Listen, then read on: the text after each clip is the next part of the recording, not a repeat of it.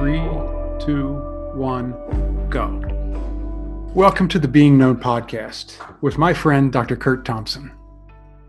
And my friend, Pepper Sweeney.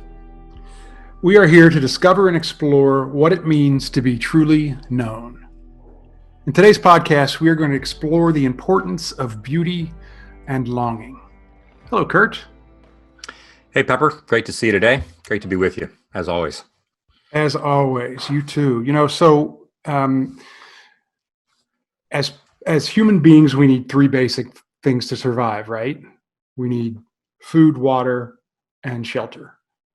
Pretty basic, but as you know, we need much more than that, right? And Indeed. So today, I think we're going to talk about not just what we need to survive, but what we need to thrive.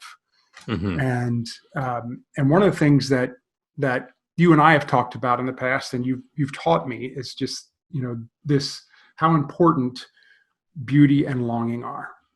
Mm-hmm. And as we are recording this today, we're still in the throes of the COVID-19 pandemic, and I'm finding in my life that especially beauty is something that's really helping me get through. Early on in this, when we were all quarantined real strictly, and I was candidly having trouble. I was anxious. I'm not the only person. Most people were anxious and stressed and probably fearful as well. And one of the things that really helped me, and you encouraged me in this, is I would go out and walk every day. I would start my mornings with a walk every day. Most mornings, have my wife being with me, Nell, and just being out in nature and being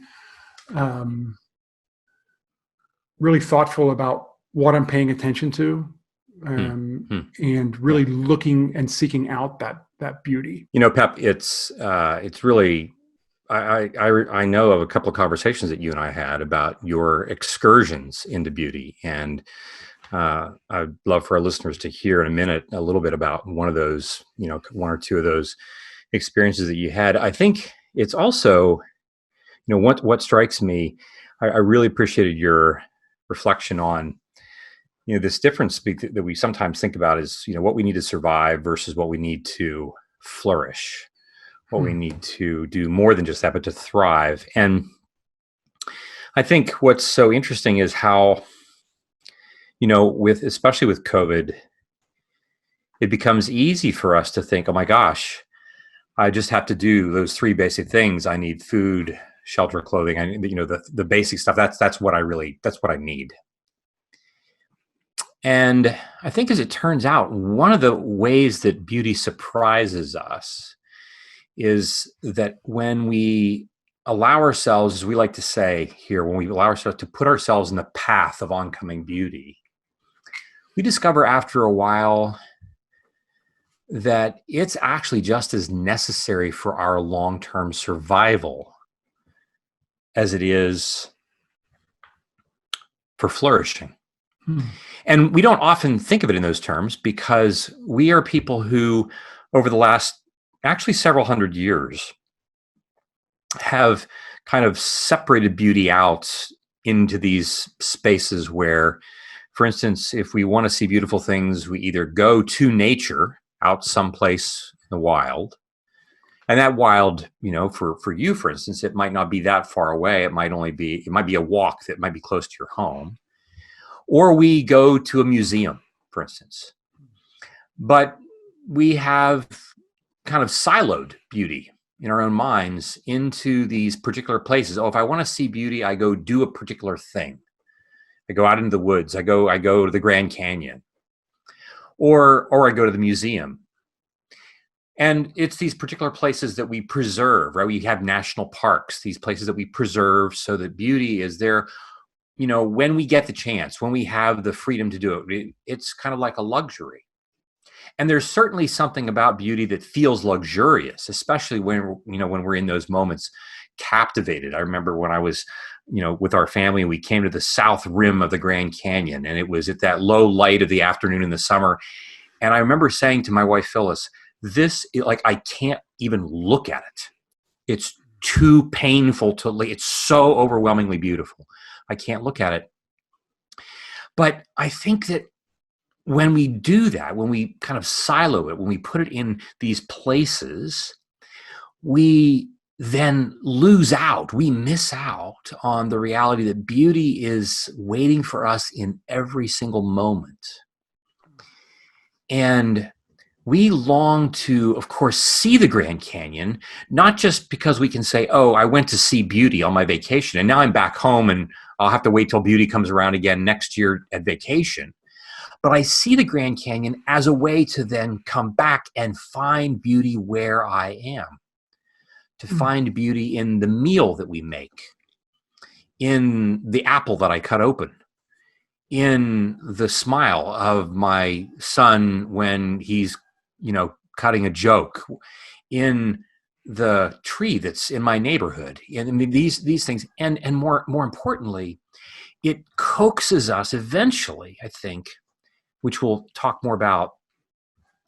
It coaxes us eventually into this place where we're actually able to discover and look for beauty, not just in those places that are obviously beautiful, but actually even in the places that feel really off-putting to us. Because one of the things that we would say about the gospel is that God comes to the world and he sees beauty beyond the pain and the brokenness into which he enters. He enters into that brokenness and he says, I am waiting for beauty to emerge out of these very places where anybody else would look around and he's like, all we see is ugliness. Anybody else looks at what we would call Good Friday. Anybody else looks at crucifixion. And all we see is the worst of humanity. Not just a man on a cross, but that we would do this to a human being. That we would do this, and that the state and the religious organization and the mob would all kind of come together and do this collectively to a person who's completely innocent. So it's not just the cross itself that's so awful, it's what it represents. But we would say, through the lens of Easter, we look back at that and we would say, my goodness, there's nothing more beautiful than a crucified Lord, given that we're looking at it through that particular lens. And so I think beauty for me is not just what we see with the lilacs, with Van Gogh, which you were the one who put me onto that. And I remember seeing it for the first time. I'm like, oh my, this is what Pepper's talking about. Like, you're just speechless. Yeah. But you're also looking for it in the places that we would typically expect only to find pain and brokenness. Yeah. One of the things that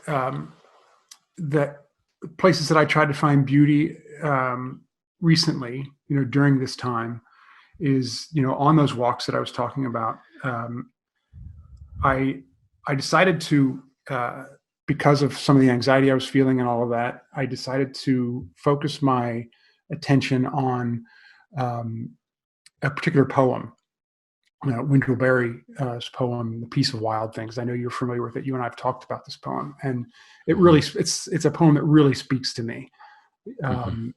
And so I decided on these walks to put this poem to memory, right? So that I would have it. It could be, I could have access to it whenever I wanted it, right? So, yeah. So I'm walking, and like the third day, I guess, that I'm putting this to memory. And the poem, I hope I won't butcher it, but the poem, it starts off, when despair for the world grows in me, and I wake in the night at the least sound of what my life and what my children's lives may be. I go and lie down where the wood drake rests in his beauty on the water, and the great heron feeds. I come into the peace of wild things who do not tax themselves with forethought of grief. I come upon the presence of still water. I stand beneath the day-blind stars waiting with their light. I rest in the grace of the world, and for a moment, I am free. So I get to this point in the poem where I've finally got it memorized, and I walk up my walk consists of through the neighborhood and into this beautiful park, and walking across this bridge over a creek, and I'm thinking about that wood drake and that great blue heron, and lo and behold, I look down the creek, and there's a great blue heron feeding in the creek, right? Unbelievable. And between he and I'm seeing something moving, and I'm thinking, no, it's not going to be a wood drake. I mean, they're just camping, but it's this beautiful mallard who just takes off and flies right at me, flies over my head and down around the corner, follows the bend around the corner of the creek. And I just got chills from just the beauty of it and the Amazing. gift that was. But the concentrating on that, the beauty of those words, those images, the beauty that I was physically standing in. And I will say that for a moment, I was free of all of it. Right. And then the more I spend time in those things and paying attention to those things, so much of that original anxiety and stress that I felt through this period has been relieved. Right. Well, I would love for our listeners to go back and just hear you describe that story over and over again. Because what you described reminds me of a couple of things about beauty. And one is that, to memorize a poem takes effort. We don't just read a poem and it just becomes part of us. We actually have to work at beauty. We have to work. We have to put effort into creating it. It's often said that the best poets are the ones who write the most poetry, because so much of what they write, they're not satisfied with, and we never read it. We never hear about it because they're working so hard at writing poetry that is lasting. And if you memorize that poem, you're having to work. You've got to burn energy. You have to put effort into this. Now, sometimes we're walking through the woods and we come upon a brilliant sunset, and it doesn't feel like we have to work very hard to be captivated by that. I didn't have to work very hard to show up at the Grand Canyon, and the Grand Canyon just, revealed itself to me. But much of beauty must be acquired. There is energy, there is participation on our part that is required. And you memorize that poem, and the very act of remembering that poem allows the poem itself to embed itself literally within your neural networks, and from there within your own body, right? I'm guessing that you sense this in your body, this piece of Wild Things that you described. And so one element that's really important about beauty is that it is independent of us, but it is also, for us to engage it, it requires effort, and effort that is work. But the other thing that it really that strikes me about this is, and I'd be curious to hear more about what you would say about this. We like to say in our work in interpersonal neurobiology that we become what we pay attention to. We become what we pay attention to. And I think it's noteworthy that if I'm working to memorize that poem, and actually that poem becomes me, right? It takes up residence within me.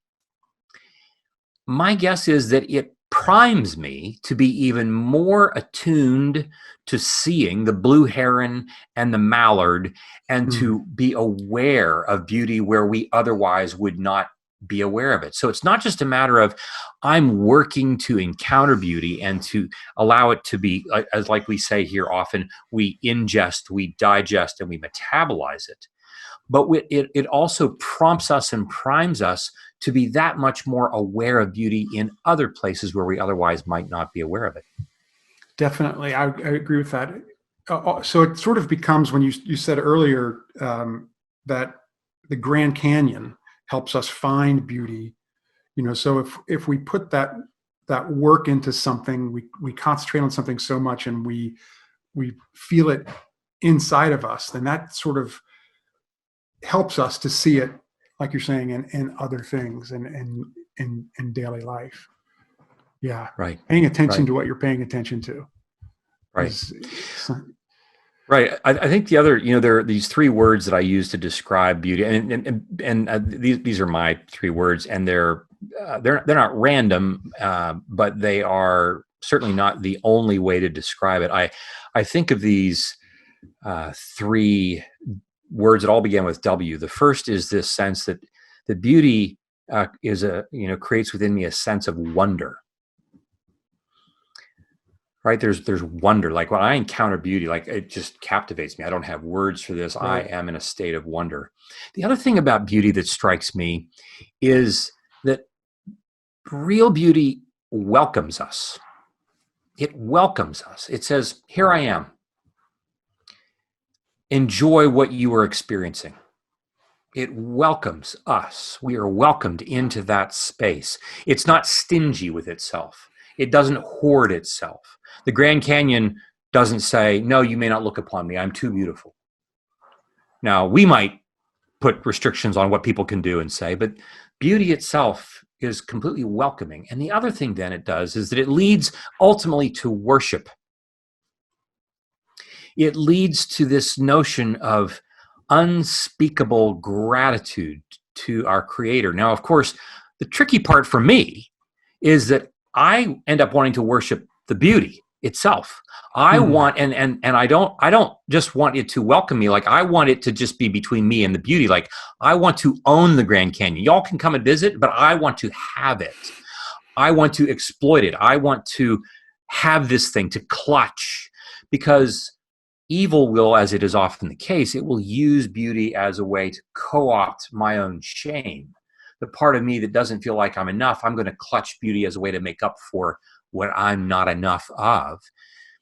And so worship is something that beauty points us toward. It points us beyond the thing that we are encountering toward the one who's longing to have relationship with us and who says, gosh, I want you to enjoy the heron and the mallard that just flew over your shoulder. I want you to enjoy the Van Gogh. Like, let's talk about the joy that you are. And then as we're even talking here today, Pepper, I'm thinking there's a fourth W, and that is this that we've just talked about, that involved in this is the element of work. The element of putting forth effort.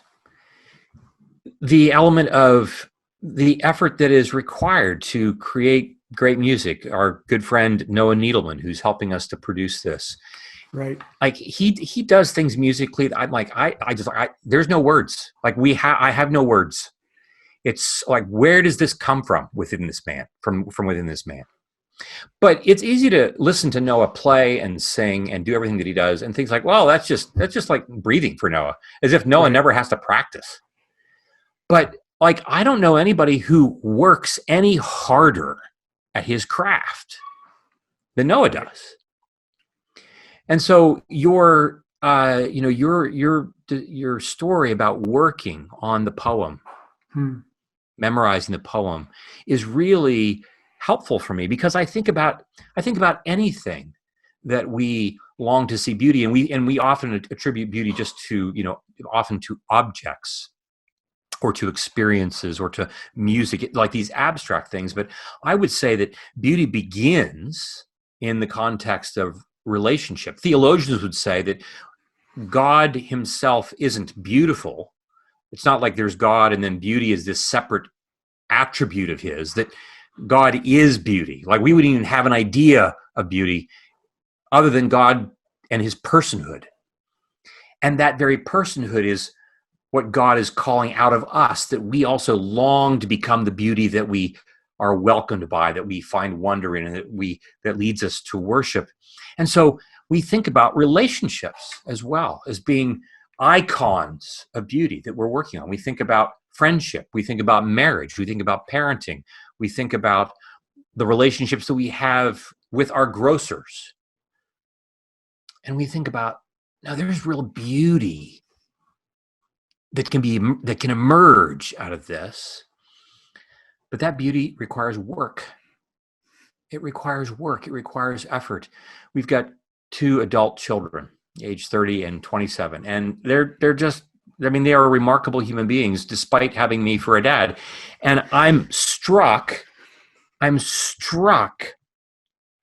at the moments where we, my wife and I still find ourselves having to work at those relationships. I think like, well, you're 27. I shouldn't have, like, I did all that work in the first, 2 decades of life. I shouldn't have to work anymore. You're an adult. Act like one.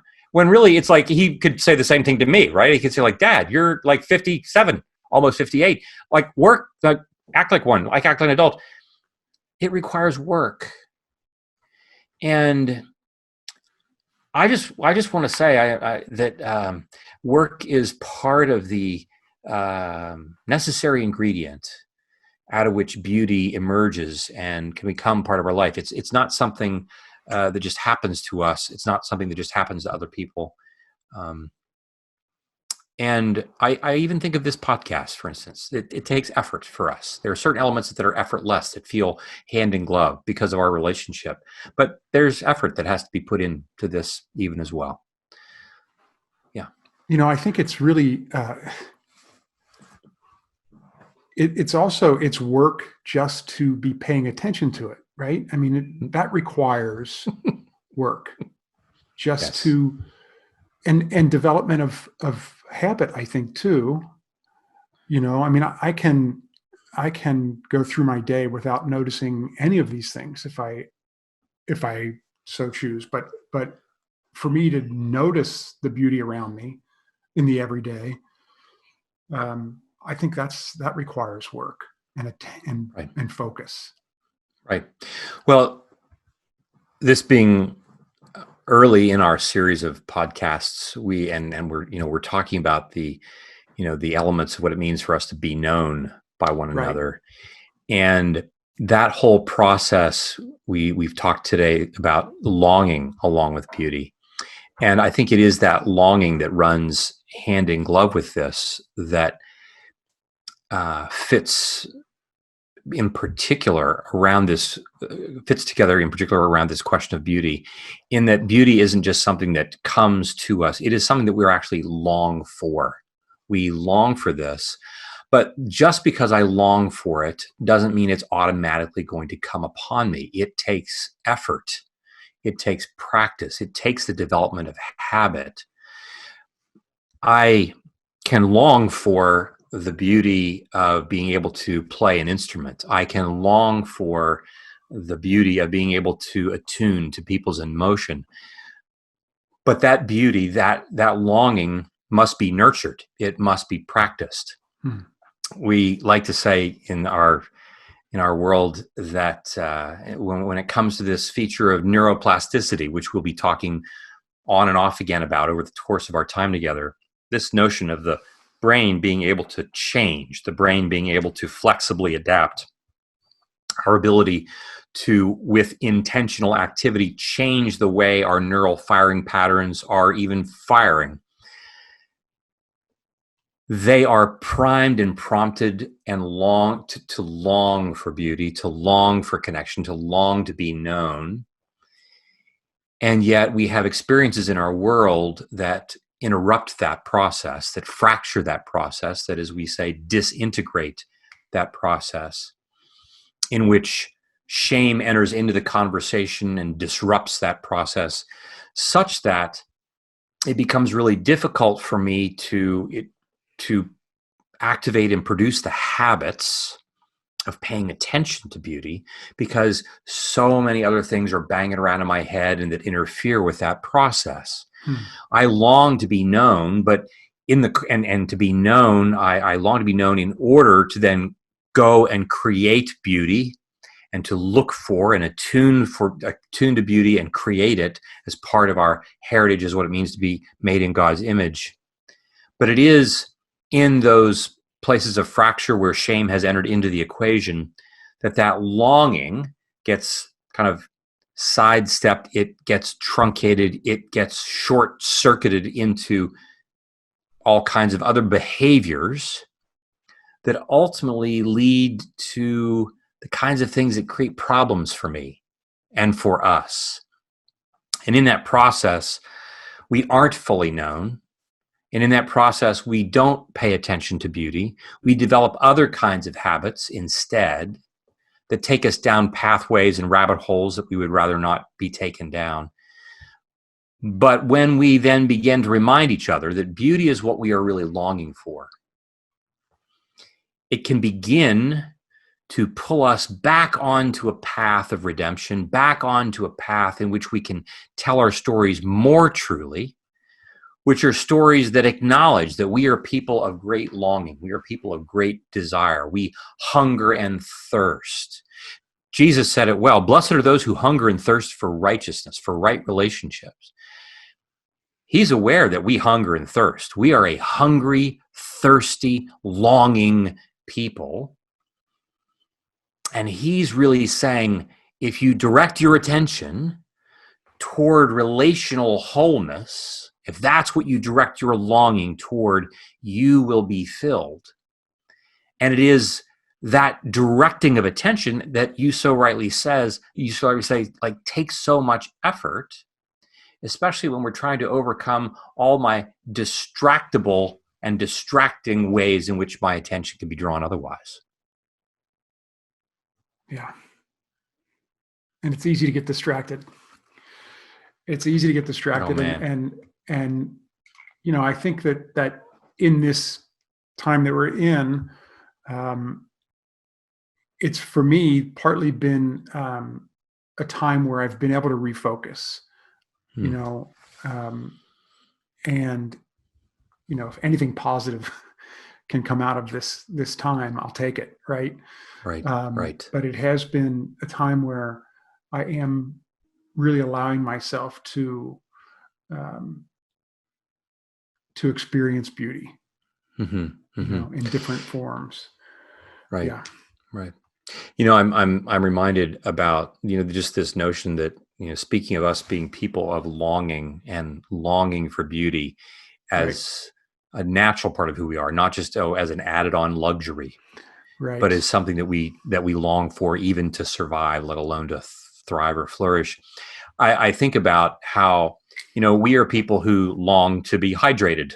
We long for water, and we can often get through our day and be a little underhydrated, and it doesn't keep us from functioning.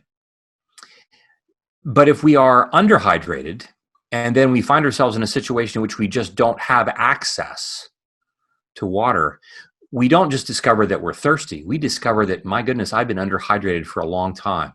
When the pandemic has come, with the coming of the pandemic, we don't just discover that we are people who need water. We discover we've been underhydrated.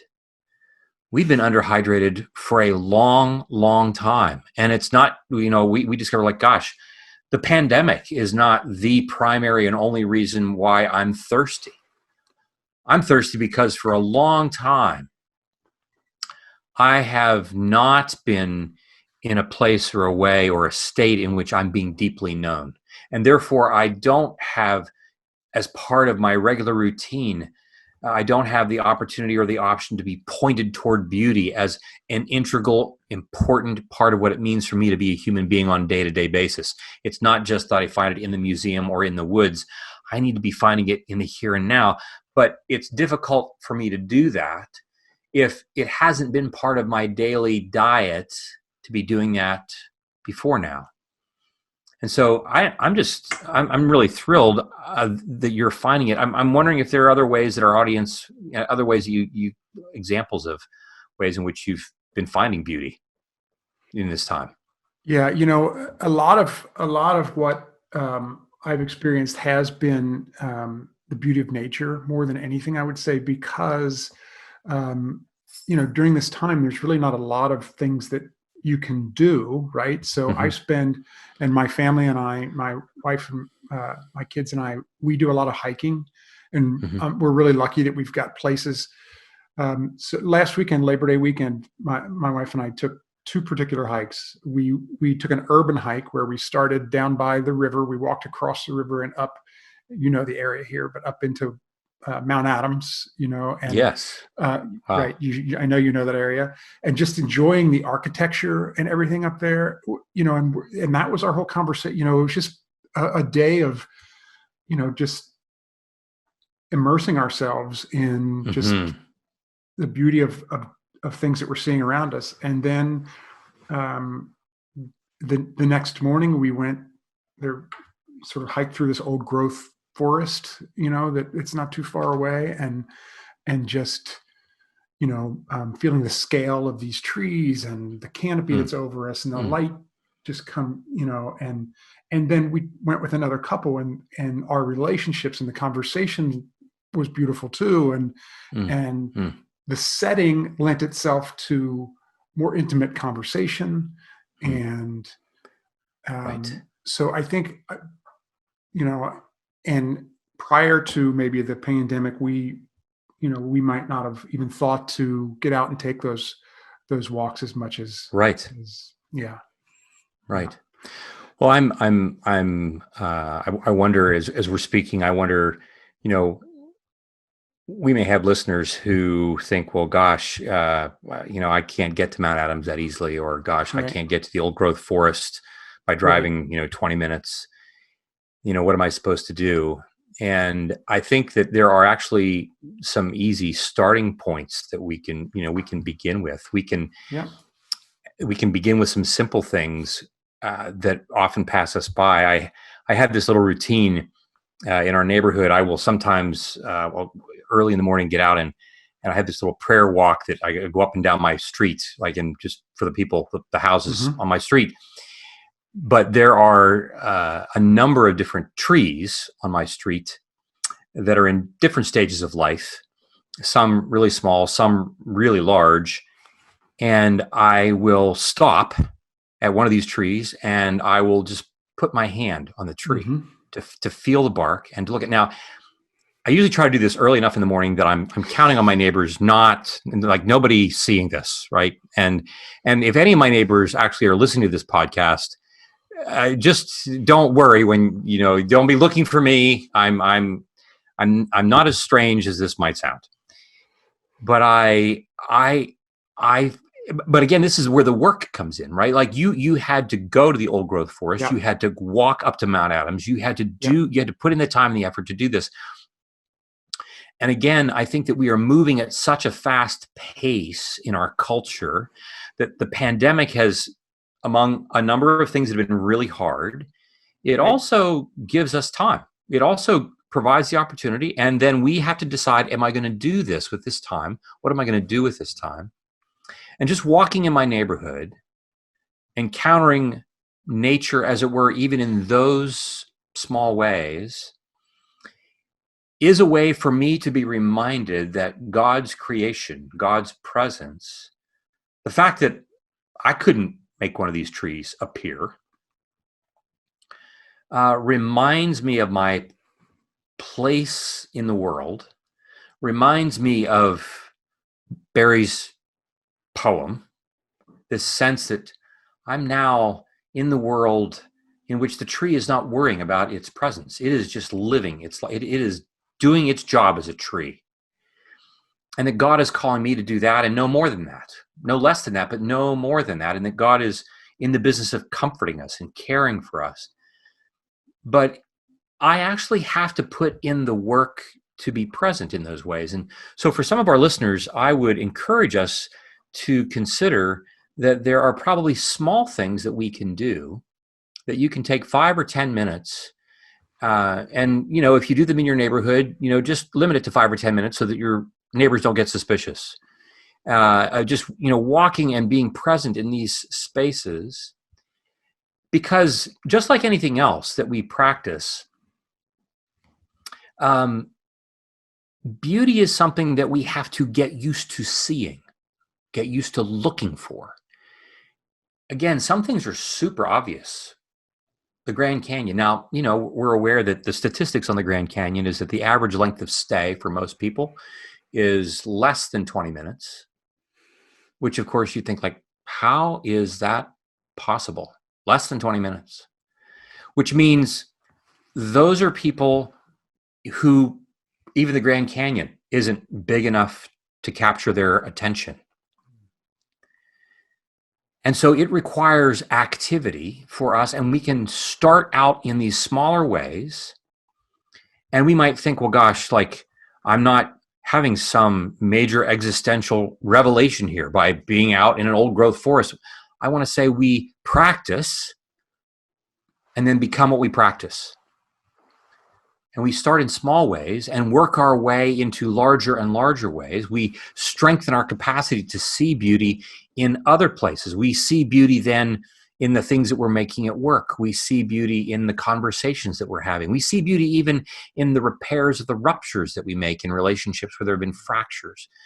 But this capture of beauty, this practice of looking for it, is an important place for us to begin, because if we're not taught to practice putting ourselves in the path of oncoming beauty, we won't necessarily do that as if it's just like breathing. Another thing that I found, I had gotten in the bad habit of not listening to music, right, on the regular, right? Mm-hmm. Mm-hmm. And that's another thing that has reemerged for me. Mm-hmm. And I'll be, working all day, going from Zoom call to Zoom call and doing all this and just, and I'll break away and put some music on, whatever, floats your boat. But I can remember one particular time where it was getting to be close. I needed to make dinner. I've been working all day and had feeling a lot of stress. I went in and just cranked up Peter Gabriel. And if you could have seen me, if there was a video camera, it would be really embarrassing. Because there was a dance going on in the kitchen. But That's awesome. The feeling that it gave me, though, it had just lifted my spirits. It just and so, but listen to all kinds of music, and I find, I don't know what is it about, like, what is music doing to us? Why it feels like one of the things that's universal. I mean, everybody doesn't like the same music, but it affects all of us. Right. Well, that I think that'll be that will be a important topic in and of itself for us to talk about. Yes. But I think in general, one of the things that music does, like being captivated by other forms of beauty, from a neurobiological perspective, we would say that it is helpful because it actually really activates both of our hemispheres, right? What's interesting is that when we think about music, we imagine it as being artistic, which of course it is. We imagine it being beautiful to the auditory input, which of course it is. And so we would be inclined to imagine that it is primarily and dominantly a right hemispheric activity. It's something that takes place in the right part of our brain, in the right brain, where we tend to sense an image and feel so much more compared to what we tend to sense an image and feel in the activity of our left brain, where there's so much logic and linear work going on. Of course, what's interesting about music is that it is extraordinarily mathematical in its nature. There is a tempo, there are numbers, there are ways in which it makes sense, ways in which it doesn't make sense. And that whole making sense of things is a highly left hemispheric way of living in the world. Like, you're listening to Peter Gabriel.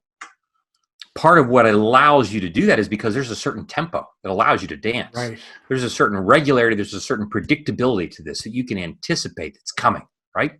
There's a certain repetition of chorus, right? Mm-hmm. There's, even without knowing what it might be, you can imagine that when the bridge comes, it makes sense that that's where the bridge is. And at the same time, there is this movement there is this sense of auditory pleasure that we experience. There's the pleasure of different kinds that different people experience in different ways. And so in many respects, one of the things that music does is it brings our left and our right hemispheres together in a highly integrating way. And so you add to that the notion of lyrics that can also be moving, that can be life-changing for many of us. And what you're doing is encountering something that in and of itself has the capacity to literally integrate our lives. Now, it doesn't automatically do it. It doesn't do it absolutely. We have to cooperate with that. We have to be open to that. As we said, beauty welcomes us, but I don't have to enter in. I can just spend my 20 minutes at the rim of the Grand Canyon and go home. I don't have to enter in, even though it's welcoming me. That experience you had with the mallard and the blue heron on the creek, you could have walked right past that. They would have been there to welcome you, and you could have blown up, but you didn't because you were entering into it. And so it is an integrating phenomenon, but not without our cooperation. And this, we would say, is a large part of like what Jesus is doing in the Gospels, right? This is what God is doing. He's saying, come join the dance of the Holy Trinity. We got some great music here that we want to play, and we want you all to be in the dance. And of course, part of what's difficult for me, I've been telling this to people recently, I just really discovered that, long before I have trouble loving people, loving God, loving my neighbor, my trouble in doing that is because I've had so much more trouble receiving love. I have trouble like God comes with this dance. And I don't trust it. There's a part of me that is suspicious. There's a part of me that thinks like, well, I'm going to get in the middle of this dance and I'm going to look silly. And believe me, if, you were watching me dance, like you might have those kinds of thoughts. You're like, yeah, okay, I see what you mean, Kurt. I know exactly what you're talking about now. I'm going to look silly, or everybody else is like, the music is going to stop and everybody's going to be looking at me. There's going to be 100 different ways in which my own story and my unfinished business and the place that shame operates in the nooks and crannies of my own life keep me from receiving the dance when it comes into my space. And so this is where community, of course, plays a role, because, I might be afraid of entering into the dance, but if you were with me in ways that you have been, and you said, no, Kurt, come on, let's try it. Or let's try it for 30 seconds. We'll step in for 30 seconds and then we will step out if we don't like it. I'm like, yeah, I know you, Pep. I know you're going to get me in for 30 seconds. I'm in for 30 seconds. I'm in for 30 minutes. I know how you work. I see what you're doing there. This sense, though, that when we have community that says, no, like, I'll go with you. I'll do this with you.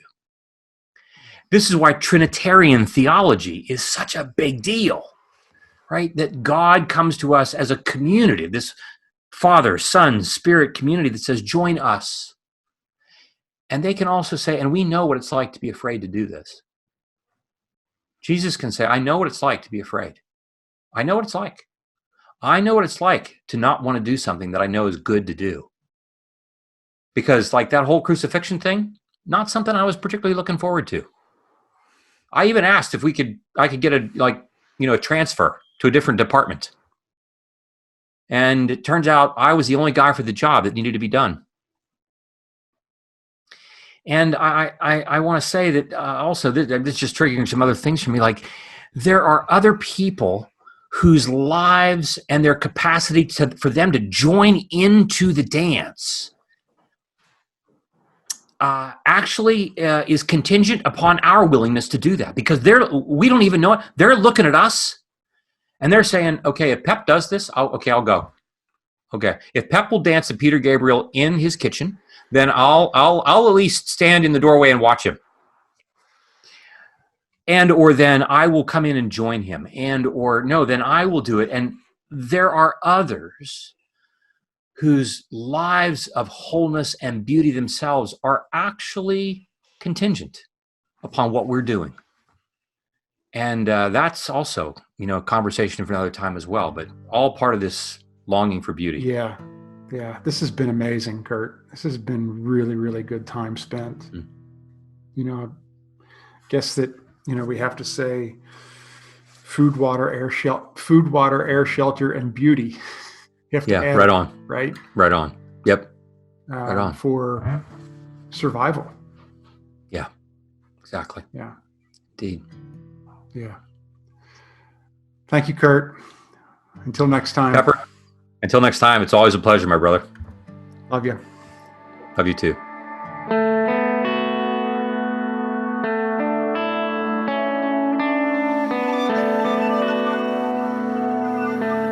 This podcast is produced by Kurt Thompson, Pepper Sweeney, and myself, Amy Chella. Audio production and music is provided by Noah Needleman. If you want to connect with us, you can find us on our website, beingknownpodcast.com, or you can find us on social media at beingknownpod. Be well and be known.